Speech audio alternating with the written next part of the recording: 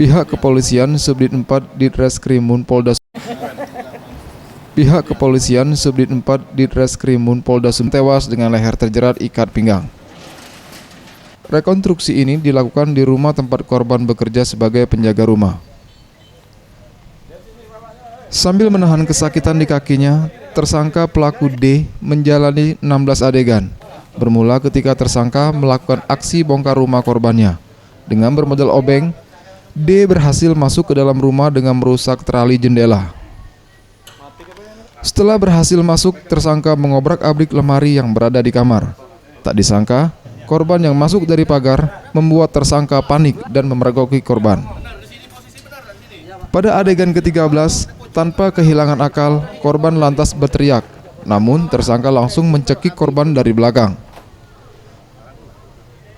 Korban sempat berontak dan melakukan perlawanan, akan tetapi tersangka dapat merobohkan korban dengan mencekik korban hingga pingsan.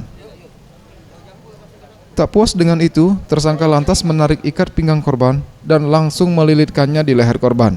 Melihat korban telah tak bernyawa, pelaku langsung merogoh kantung celana korban dan mengambil uang sebesar 100.000 dan 1 unit telepon genggam milik korban.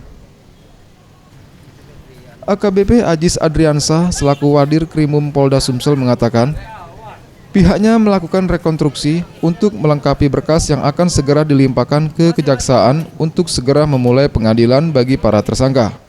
Untuk mempertanggungjawabkan perbuatannya, tersangka dijerat pasal 340 tentang pembunuhan berencana dan pasal 338 dan pasal 365 ayat 3 dengan ancaman hukuman seumur hidup.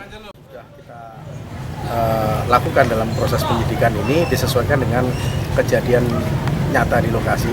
Dan di sini selama kegiatan rekonstruksi dilakukan dalam 16 adegan dan alhamdulillah semuanya ada kesesuaian keterangan yang didapat dari tersangka, dari para saksi, dari hasil pembuktian kita yang lain itu ada kesesuaian. Ini melengkapi pemberkasan kita nanti untuk kita limpahkan kepada jaksa penuntut umum.